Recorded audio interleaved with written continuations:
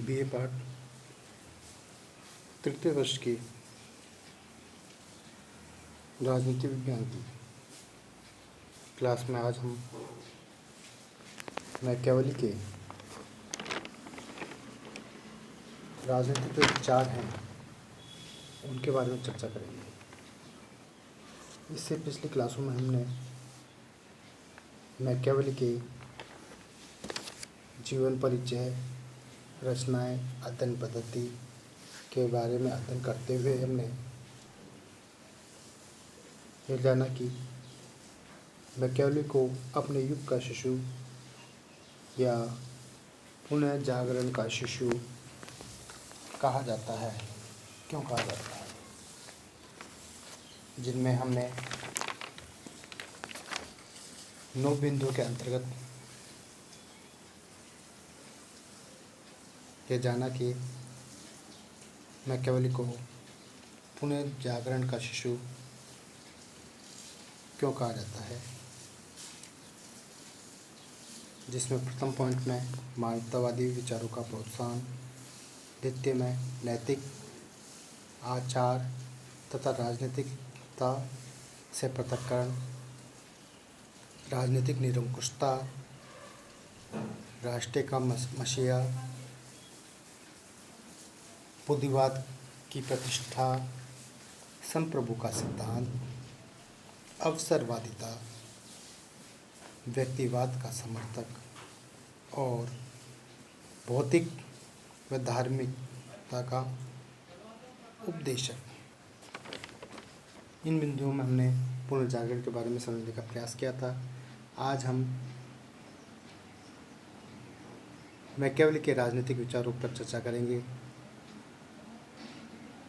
जैसे कि हमने पहले ही पिछली क्लास में पढ़ चुका है कि जो मैकियावेली के जो विचार थे मानव के संबंध में, वही निम्न प्रकार के थे, जिनमें उन्होंने कहा कि मानव स्वार्थी है, चंचल है, लोभी है, झूठा है, कायर है आदि अनेक अवगुणों को ध्यान दिया। या कहें कि मानव के केवल एक ही पक्ष की ओर इंगित करता है।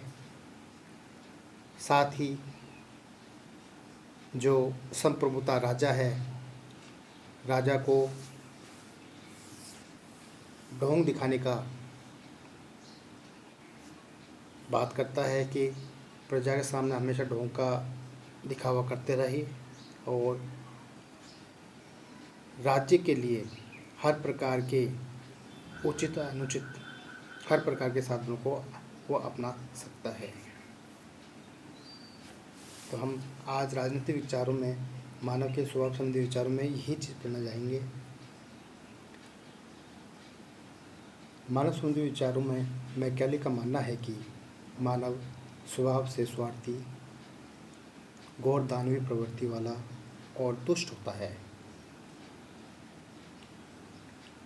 मनुष्य जन्म से ही बुरा होता है और उसमें अच्छाइयाँ नहीं होती हैं। उसका स्वार्थवाद ही मानव की राजनीतिक और सामाजिक क्रियाओं का मूल स्रोत है। उसके द्वारा रचित उसकी जो पुस्तक है प्रिंस में भी वह यही बात लिखता है कि सामान्यतः मनुष्य के बारे में कहा जा सकता है कि मानव स्वभाव से स्वार्थी, चंचल, झूठा, लोभी और कायर होता है। ये बात किसमें लिखी है? उसके द्वारा जो लिखित पुस्तक है प्रिंस, उसमें लिखा हुआ है।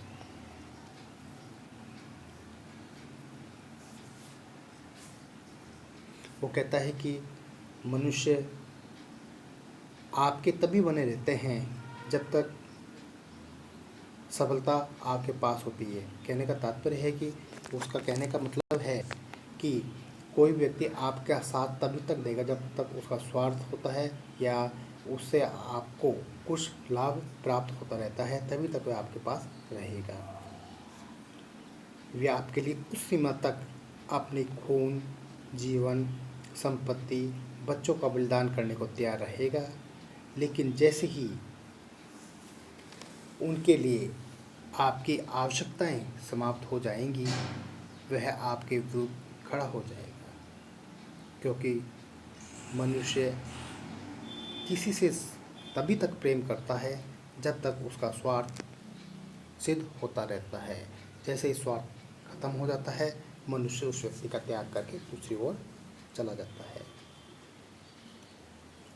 प्रिंस में वह लिखता है कि लोग न केवल डरपोक अज्ञानी होते हैं, बल्कि वे स्वार्थ से भी दुराचारी होते हैं,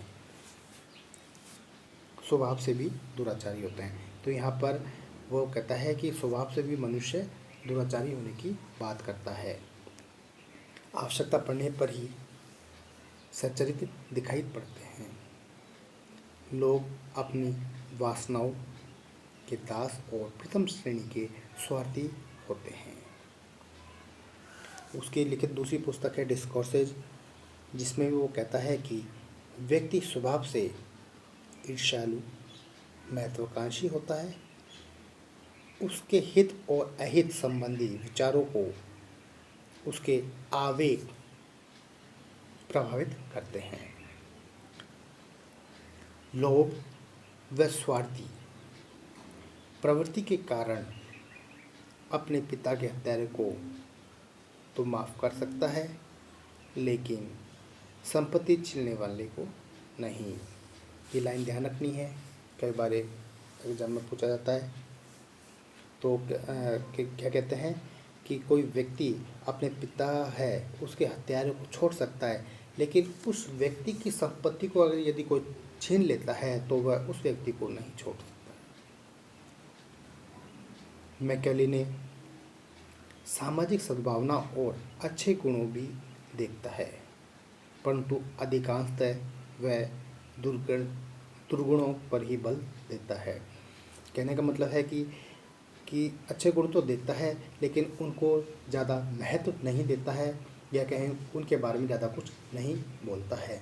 वो मानव के एक ही पक्ष, उसके दुर्गुणों तक ही सीमित रहा है। इसे आगे बढ़कर उसमें जानने का प्रयास नहीं करता है, या कहें कि उसके बारे में जो अच्छे गुण हैं, द्वितीय पक्ष हैं, उनके बारे में कोई ज़्यादा जिक्र नहीं करता है।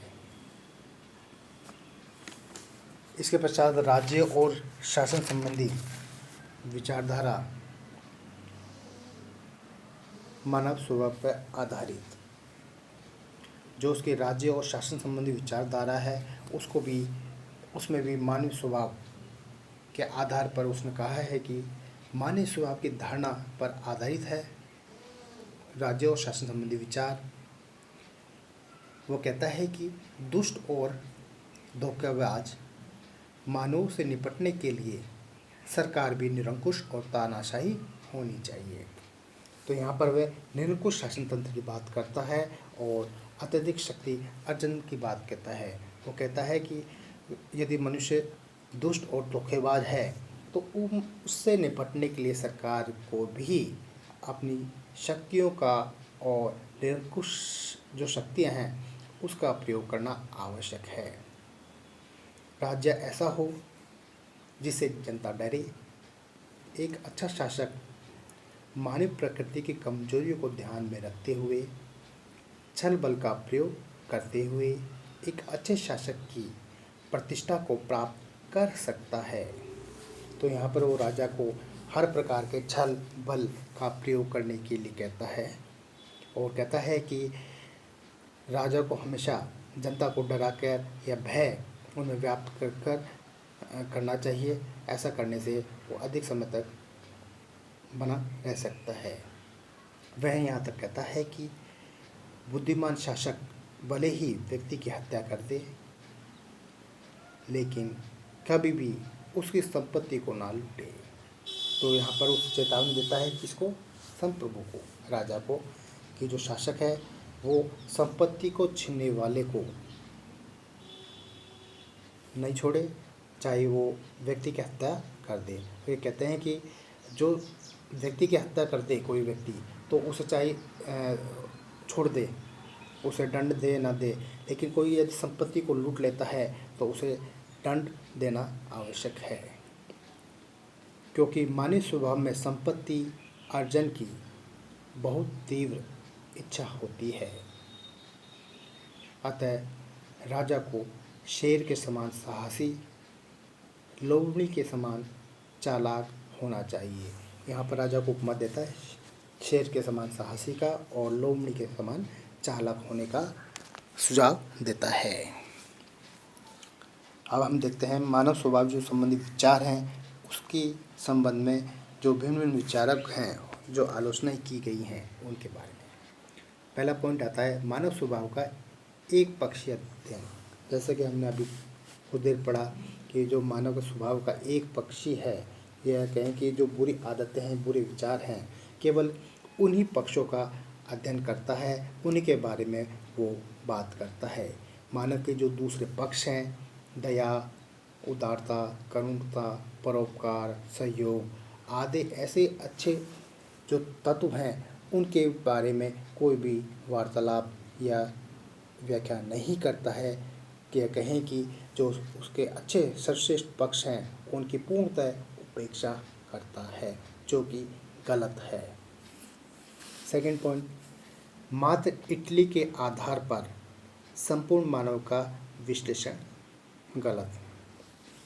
अब जो मैकियावेली है उसने जो अपने सारे विचार व्यक्त किए हैं वो केवल एक सीमित क्षेत्र के आधार पर ही व्यक्त किए हैं। कि हो सकता है किसी एक विशेष क्षेत्र सीमा में कोई व्यक्ति रहता है तो वो उस प्रवृत्ति का हो, दुराचार प्रवृत्ति का हो, तो क्या यह सही है कि सारे इलाके के या सारे संपूर्ण देश में या विभिन्न देशों में सभी व्यक्ति दुराचारी होंगे?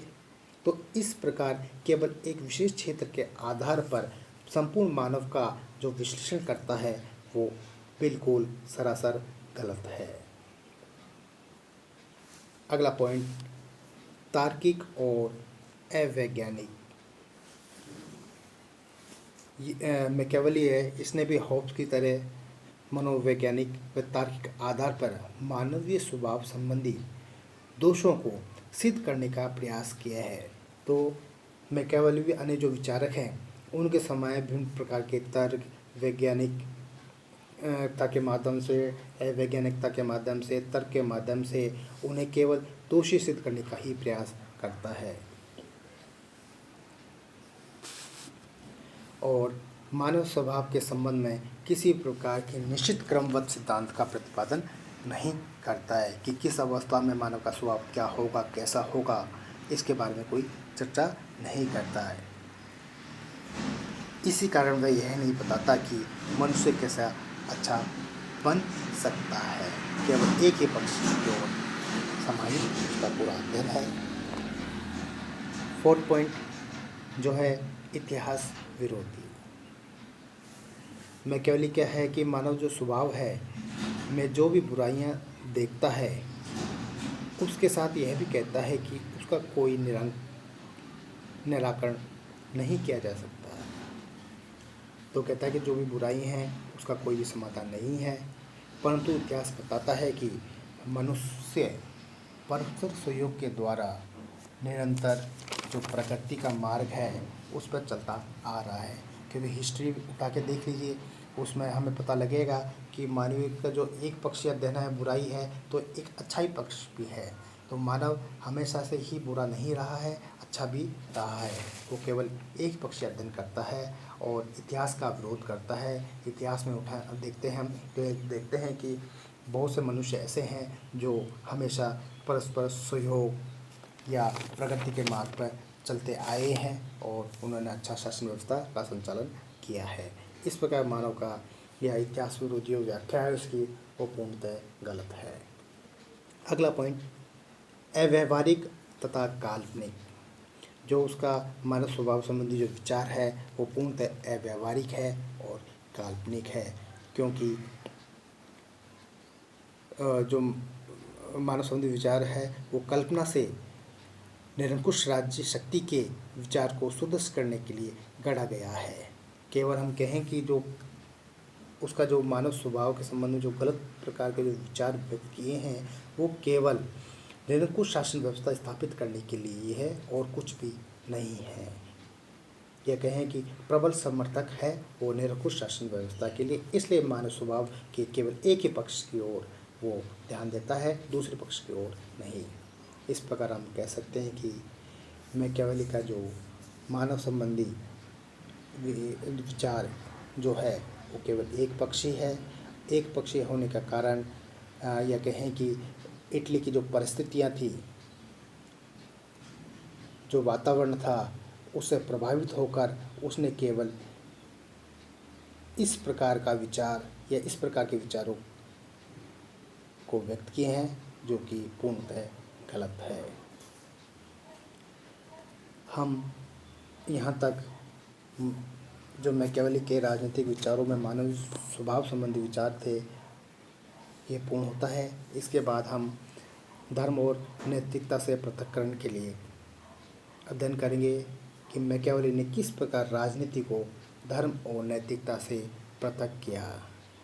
इसकी चर्चा हम अगली क्लास में करेंगे।